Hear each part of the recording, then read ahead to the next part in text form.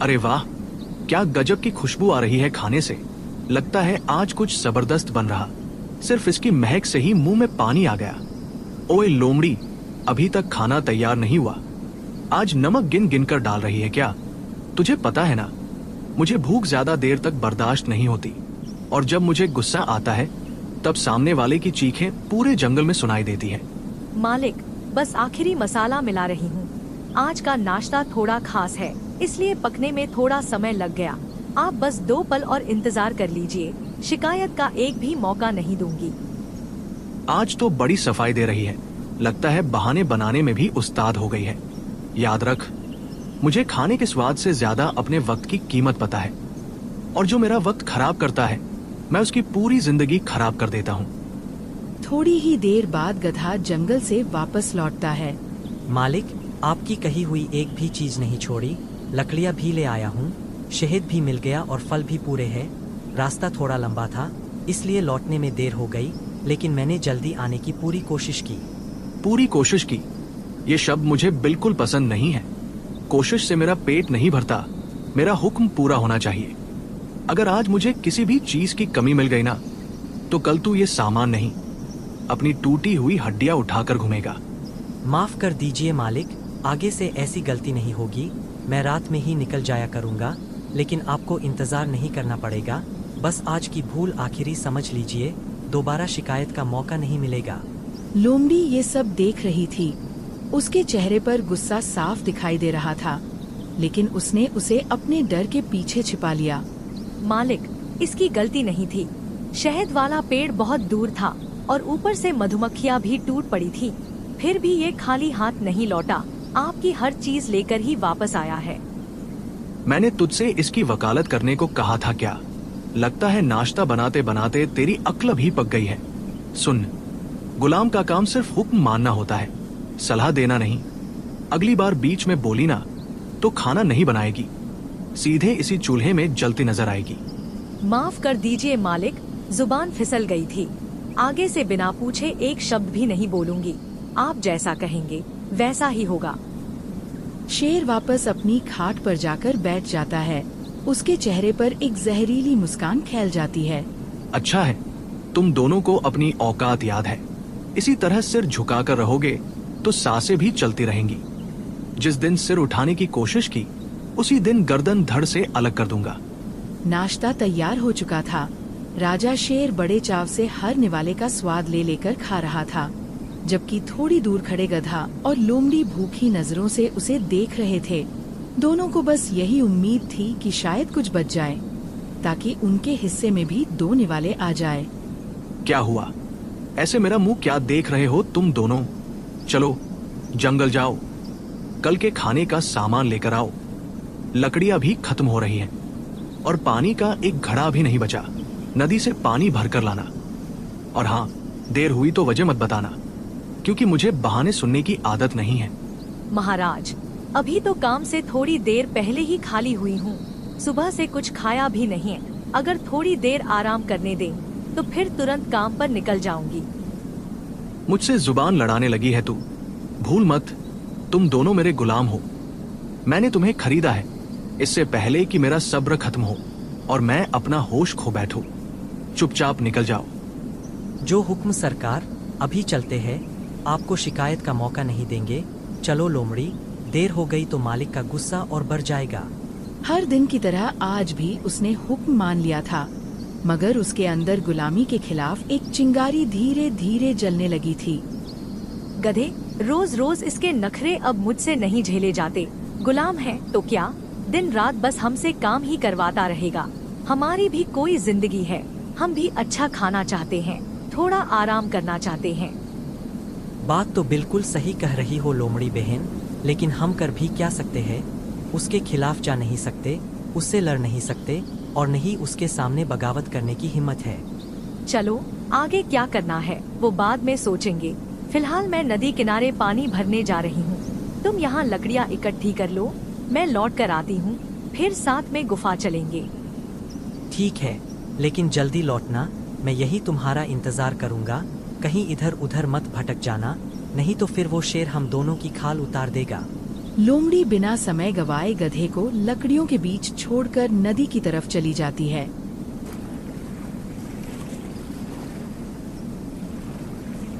अरे आओ आओ, भला कोई तो दिखाई दिया यहाँ। ये नदी का किनारा तो हमेशा सुनसान पड़ा रहता है। पता नहीं उस शेर ने पूरे जंगल को इतना डरा रखा है कि किसी की हिम्मत ही नहीं होती इधर आने की। तुम ठीक कह रहे हो बंदर, लेकिन मेरे पास बातें करने का समय नहीं है। जरा भी देर हुई ना तो वो शेर आग बबूला हो जाएगा। राजा कम, शैतान ज्यादा है वो। दिन रात हमसे काम करवाता है और खुद खाट पर बैठकर बस हुक्म चलाता रहता है। हमें एक पल का भी आराम नहीं करने देता और खुद पूरा दिन आलस में पड़ा रहता है। सच बताओ लोमड़ी, ऐसी जिंदगी से तो मौत भी अच्छी लगे। तुम अपनी मर्जी से नहीं जी रही, उसकी मर्जी से जी रही हो। जब तक उससे फायदा मिलता रहेगा तब तक ही वो तुम्हें जिंदा छोड़ेगा। उधर गधा जंगल में लकड़ियां इकट्ठी कर रहा था। तभी उसे झाड़ियों के पीछे किसी के छिपने की आहट सुनाई देती है। कौन है वहाँ? मैं देख सकता हूँ तुम्हें। अब छिपने का कोई मतलब नहीं, अभी के अभी बाहर निकलो। गधे भैया, मैं हूँ। जंगल में घूम रही थी, आपको देखा तो छिप गई। माँ ने कहा था किसी अनजान जानवर के सामने मत जाना, खतरा हो सकता है। तुम्हारी माँ ने बिल्कुल सही कहा है, लेकिन मुझसे तुम्हें कोई खतरा नहीं है। मैं तो खुद एक गुलाम हूँ जिसे उसके माँ बाप ने बचपन में ही शेर को बेच दिया था। मैं अपना बचपन तो कभी जी ही नहीं पाया, लेकिन तुम अपनी जिंदगी खुलकर जीना। मतलब आप दूसरों के इशारे पर चलते हैं? फिर तो आप जोकर हुए या फिर कठपुतली, जैसी मम्मी मुझे कहानियों में सुनाती है। मैं तो कभी किसी की कठपुतली नहीं बनूंगी। अच्छा बंदर, अब मैं चलती हूँ। पानी भी भर गया है और ज्यादा देर हुई तो शेर फिर गुस्सा करेगा। नाश्ता देकर आई हूँ, अब तक उसे प्यास भी लग गई होगी। ठीक है, जाओ, लेकिन मेरी बात पर जरूर सोचना। पूरी जिंदगी गुलाम बनकर रहना है या कभी अपने हक के लिए खड़ी भी होना है। लोमड़ी वापस गधे के पास पहुंच जाती है। ठीक है छोटी, तुमसे बात करके अच्छा लगा। लोमड़ी भी आ गई है, अब हमें चलना चाहिए, नहीं तो देर हो जाएगी। बकरी मुस्कुराकर वहाँ से चली जाती है। क्या बात है गधे, तुमने तो नया दोस्त भी बना लिया। कैसा लगा उससे बात करके? सच बताओ, आज ऐसा लगा जैसे सारे गम थोड़ी देर के लिए भूल गया हूँ। दिल हल्का हो गया और फिर से जीने की हिम्मत मिल गई। बहुत दिनों बाद किसी ने मुझसे डरकर नहीं, अपनापन दिखाकर बात की। ये तो अच्छी बात है, लेकिन अब जल्दी चलो। उस कमीने शेर के पास फिर से जाना है और उसकी बक बक भी सुननी पड़ेगी। दोनों भारी कदमों से वापस गुफा की ओर चल पड़े। जैसे ही गुफा में पहुँचे, राजा शेर गुस्से से उनका इंतजार कर रहा था। कब से प्यास लगी थी मुझे, इंतजार करते करते मैं थक गया और तुम दोनों अब आ रहे हो। आखिर में मुझे गड्ढे का पानी पीना पड़ा। कहाँ मर गए थे दोनों? महाराज, लकड़ियाँ मिल नहीं रही थीं, इसलिए थोड़ा दूर तक जाकर ढूंढनी पड़ी। इसी वजह से देर हो गई। हमने बहुत कोशिश की जल्दी लौटने की, लेकिन फिर भी समय लग गया। और तू कहाँ थी लोमड़ी? इसे देर हो रही थी तो तुझे पहले लौट आना चाहिए था। क्या तुझे इतना भी नहीं पता कि मैं नाश्ता कर रहा था? तो मुझे पानी भी चाहिए होगा। हाँ मालिक, मुझे पता था, लेकिन जब मैं नदी पर पहुंची, वहाँ भेड़ियों का झुंड पानी पी रहा था। मैं उनके जाने का इंतजार करती रही। उनके जाते ही पानी भरकर सीधे यहाँ चली आई। वाह, मतलब तुम दोनों के पास तो बड़े कमाल के बहाने तैयार हैं।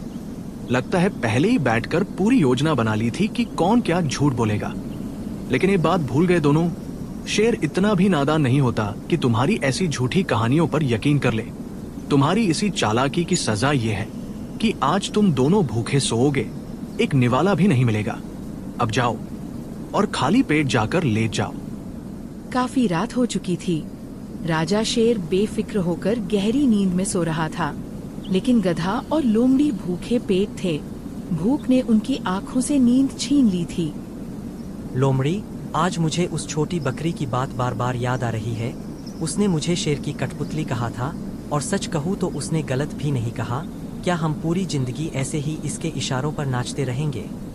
तुम ठीक कह रहे हो। मुझे भी नदी किनारे बंदर मिला था, वो भी यही कह रहा था कि अपनी जिंदगी अपने हिसाब से जीना सीखो। किसी की गुलामी करने से अच्छा है 2 रोटी कम खाओ, लेकिन आजाद रहकर खाओ। लेकिन आज़ादी मिलेगी कैसे?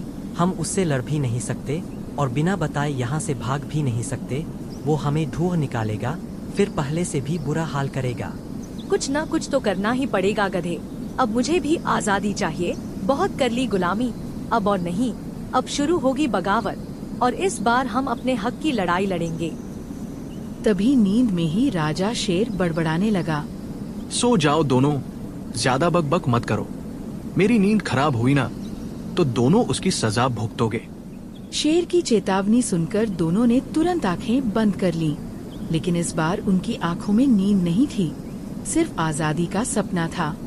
गधे, आज वो वक्त आ गया है जब हमें इस शेर से हमेशा के लिए आज़ादी लेनी होगी। इसका रौब अब हद से ज्यादा बढ़ चुका है। अब इसे हमेशा के लिए सुलाना ही पड़ेगा, तभी हमें आज़ादी मिलेगी। लेकिन हम दोनों में से कोई इतना ताकतवर नहीं है कि उसका सामना कर सके। फिर तुम कैसे सोच रही हो कि हम उसे मौत की नींद सुला देंगे? क्या तुम्हारे दिमाग में कोई योजना है? योजनाएं तो बहुत हैं, लेकिन मैं कोई जोखिम नहीं लेना चाहती।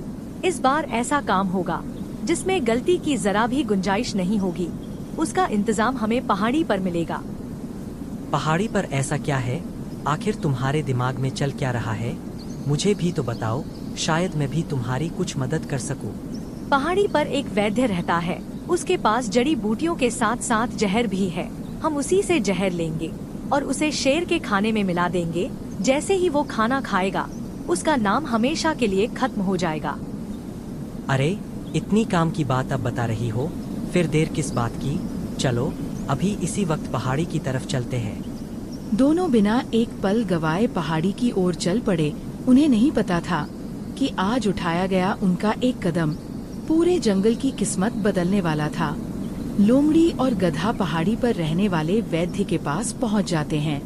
अरे वाह, आज तो नए नए मेहमान दिखाई दे रहे हैं। बताइए, कैसे आना हुआ? कोई खास काम है क्या? हाँ, हम एक जरूरी काम से आए हैं। हमारी गुफा में बहुत सारे चूहों ने आतंक मचा रखा है। उनकी वजह से मैं चैन से सो भी नहीं पाती। आज इधर से गुजर रही थी तो सोचा आपसे मिलती चलूं। बहुत अच्छा किया जो मेरे पास आ गई। पूरे जंगल में मेरी दवा ही ऐसी है जो हर बीमारी पर असर करती है। बताओ, कौन सी दवा चाहिए? हमें दवा नहीं, जहर चाहिए। मैं उन चूहों से बहुत परेशान हो चुकी हूँ। अब उन्हें मारना ही पड़ेगा। जब भी सोने जाओ, कभी ऊपर चढ़ जाते हैं तो कभी मेरा सामान कुतर देते हैं। ठीक है, देता हूँ। मेरे बगल में जो शीशी रखी है उसमें तुम्हारे काम का जहर है। उसे ले जाओ और थोड़ा सा किसी खाने की चीज में मिलाकर छोड़ देना। जैसे ही कोई चूहा उसे खाएगा, उसकी मौत हो जाएगी। बहुत बहुत धन्यवाद आपका। आपने हमारी बड़ी मदद कर दी। अब हम चलते हैं।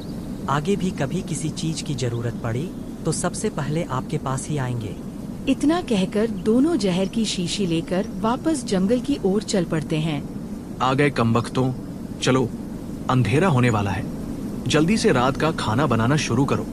मुझे जरा भी देर पसंद नहीं है। जैसा आदेश सरकार। अभी खाना बनाना शुरू करती हूँ। आज ऐसा चटपटा और मसालेदार खाना बनाऊंगी कि आपका मन खुश हो जाएगा। जैसे ही खाना तैयार होगा, मैं आपको आवाज दे दूंगी। लोमड़ी, अब बताओ, ये जहर उसे दोगी कैसे? अगर उसे जरा भी भनक लग गई तो कहीं ऐसा न हो कि यही जहर वो हमें ही खिला दे। अरे पगले, उसकी भी पूरी योजना तैयार है। आज के खाने में मैं जहर मिला चुकी हूँ। मसालों की खुशबू में इसकी महक भी दब जाएगी और उसे जरा सा भी शक नहीं होगा।